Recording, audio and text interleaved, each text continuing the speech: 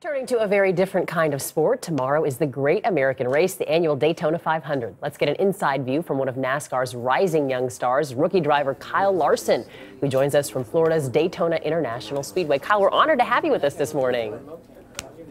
Yeah, thanks for having me. So I want to ask you, unlike traditional sports, you guys start your season in some ways with the Super Bowl. It's the biggest race. So does that mean that the qualifiers leading up to the Daytona 500 are even more intense for you as a driver?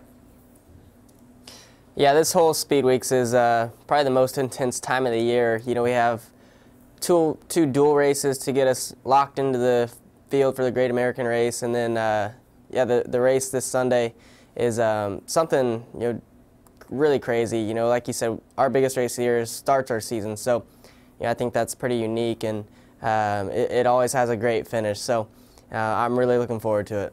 Kyle, you're 21 now, right? And you've been racing, I guess, since you were 7 in some form when you were racing go-karts. But this is your first Daytona 500. How does it feel? It's amazing. You know, I've dreamed of being in this race for a long time, and to finally have that dream come true is going to be really great. So just really excited for the race this coming Sunday, and hoping to do the best I can and get a solid finish and bring back the car in one piece, because it's really easy to get caught up in a wreck here. Well, I read that you are sort of ahead of everybody in terms of your starting position. You're ahead of last year's winner, Jimmie Johnson. Does that give a driver an advantage where you actually start the race? It only gives you a little bit of an advantage here. You know, this track is really unique with the style of racing that it has. So, starting position probably doesn't mean as much as it would at a smaller racetrack. So, we all know Jimmie Johnson will find his way to the front, and he'll probably get there pretty quick. So, we'll be on our toes and try and beat him to the front. Yeah, he's in this. You're in the 16th position. He's behind you, but he knows how to run that, drive that race. You got some of your childhood heroes that are in this race. How are you treated by the older drivers, Kyle?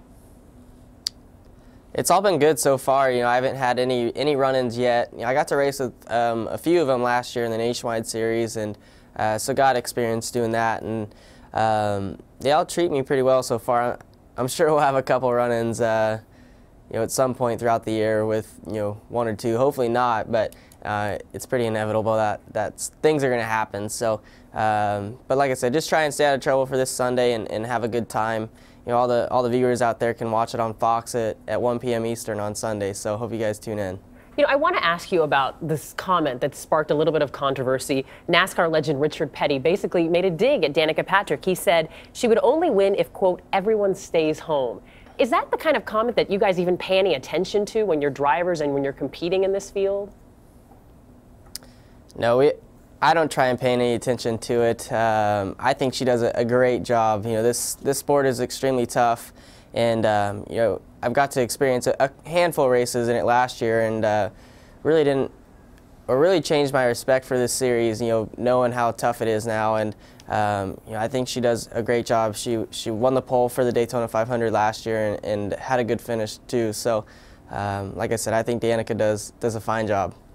Kyle Larson, good luck in your first Daytona 500. Thank you, guys.